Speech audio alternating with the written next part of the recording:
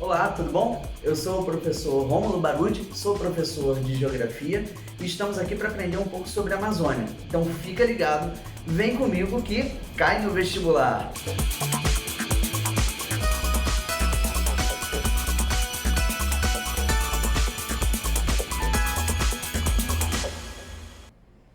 Bem, galera, estamos aqui para a gente entender um pouquinho mais sobre uma das regiões mais importantes, uma das regiões mais estratégicas do nosso país, que é a região amazônica, né? Que é a Amazônia.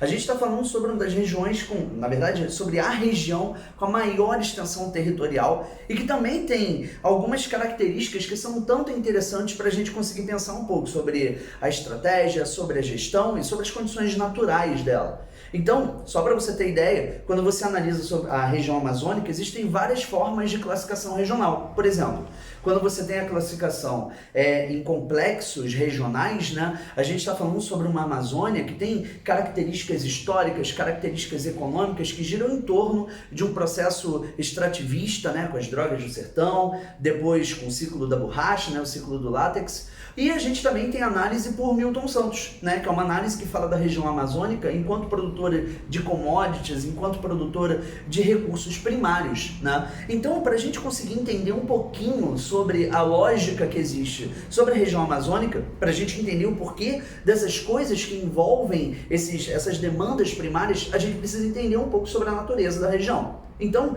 além da enorme extensão territorial, a região amazônica ela pode ser analisada também a partir da sua floresta, né? O bioma Amazônia. E o bioma Amazônia é um dos mais complexos do planeta.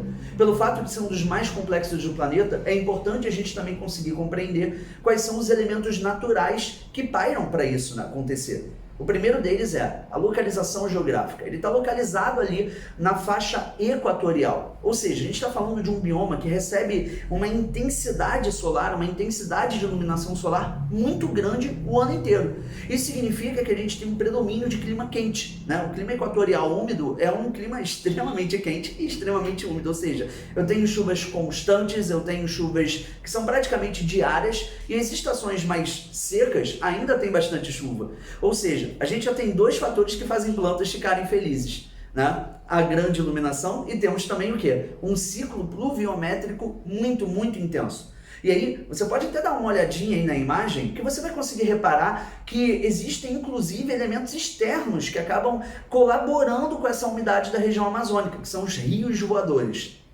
Os rios voadores, eles têm total relação com o ciclo da água do oceano para o continente, que é o grande ciclo da água. E quando eu tenho essa camada d'água passando pela região amazônica, ela acaba sendo abastecida pelo volume enorme de água que é evapotranspirada. E aí você pensa assim, nossa, que palavra enorme, evapotranspiração? Então, deixa eu te ajudar. A evapotranspiração, ela envolve não apenas a evaporação que vem dos rios, né, das complexas bacias hidrográficas que existem na região, mas também da própria evaporação da transpiração das espécies vegetais. Então, o próprio fato da floresta amazônica ser extremamente densa e de grande porte acaba colaborando com esses rios voadores. E aí você, Barudi, mas por que eu tenho que me preocupar com esses rios voadores? Então, porque eles fazem um trajeto um tanto interessante. Dando uma olhadinha na imagem, você consegue reparar que ele vai passando pela floresta amazônica e aí ele vai contornando aquele iniciozinho para os Andes, para a Cordilheira dos Andes, e depois disso ele desemboca ali do centro-oeste para o sudeste. Então, com os rios voadores, a gente consegue perceber que ele também é abastecido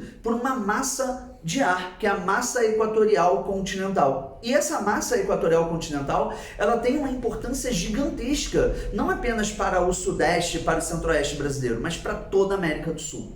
Então, a gente está falando de uma massa muito quente, de uma massa de ar muito úmida e que ainda tem essa relação com os rios voadores. E aí você pode pensar assim, poxa, Barudi, mas tem também vários outros nomes, né? Uma vegetação higrófila, hidrófila, latifoliada, vários nomes exagerados, né? Então, deixa eu te ajudar. O que ele está querendo mostrar é que essa vegetação é uma vegetação que tem grande porte, que tem folhas largas, latifoliada, que ela é adaptada a ambientes aquáticos e a ambientes úmidos. E a coisa é tão complexa, mas tão complexa, que ela se divide em 3 perfis.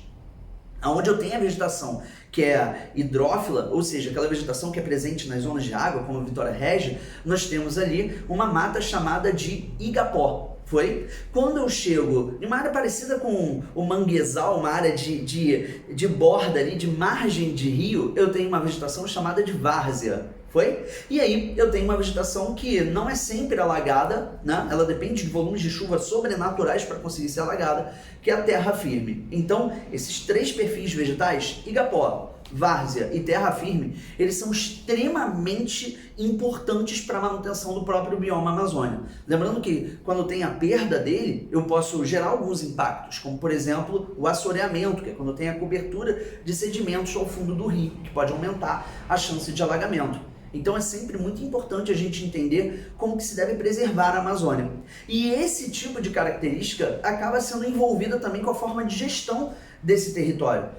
Tanto que a gente tem o desenvolvimento de dois conceitos que são importantíssimos. O primeiro deles é o conceito de Amazônia Legal, que foi criado nos anos 50, com o objetivo de tentar determinar as áreas que seriam passíveis à gestão da região amazônica, do bioma amazônico. E nós temos aqui, em relação ao próprio bioma amazônico, que é além do território brasileiro, a Amazônia Internacional. Só que existe também uma coisa que é muito importante da gente conseguir entender. Graças ao avanço econômico que o Brasil foi sofrendo ao longo das décadas, a gente também tem uma zona de fronteira ali na parte da região amazônica, ao centro-oeste e também ao nordeste. A gente chama aquilo ali de fronteira agrícola, né? E alguns livros, algumas questões podem cair também como o arco do desmatamento.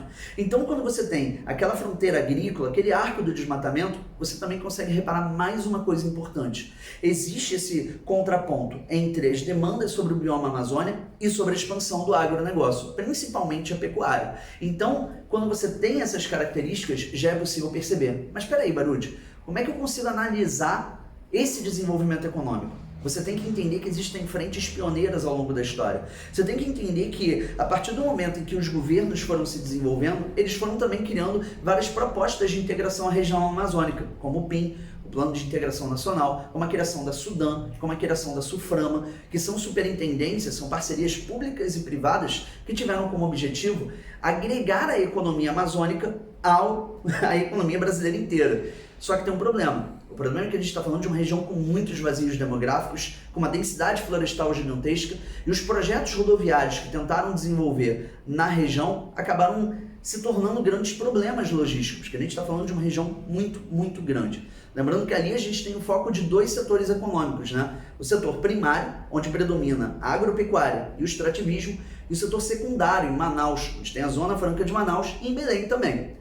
E aí, para a gente conseguir entender isso, a gente precisa também pegar a ideia de que, tem até uma questãozinha que mostra isso, né? Uma questão do Enem recente, de 2019, que vai mostrando para a gente o que é que acontece em relação ao desenvolvimento da ocupação amazônica, em relação ao desenvolvimento econômico sobre a região. Não dá para desenvolver economia se eu não atrair gente.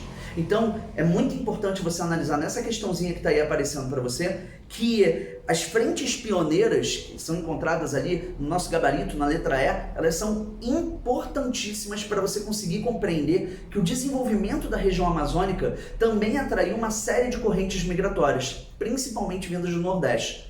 Ou seja, esse fluxo Nordeste-Amazônia é um fluxo histórico muito, muito complexo. Sabe por quê? Porque vão ser formadas comunidades ribeirinhas, vão ser formadas novas comunidades extrativistas, e a essas comunidades ribeirinhas, extrativistas e também as comunidades indígenas que existem ali, chamamos de povos da floresta. Então, a gente tem mais um grupo social, mais um grupo econômico vinculado a todo esse processo de desenvolvimento da região amazônica. Bem, eu espero que vocês tenham entendido, que vocês tenham compreendido e até a próxima. Se cai no Enem!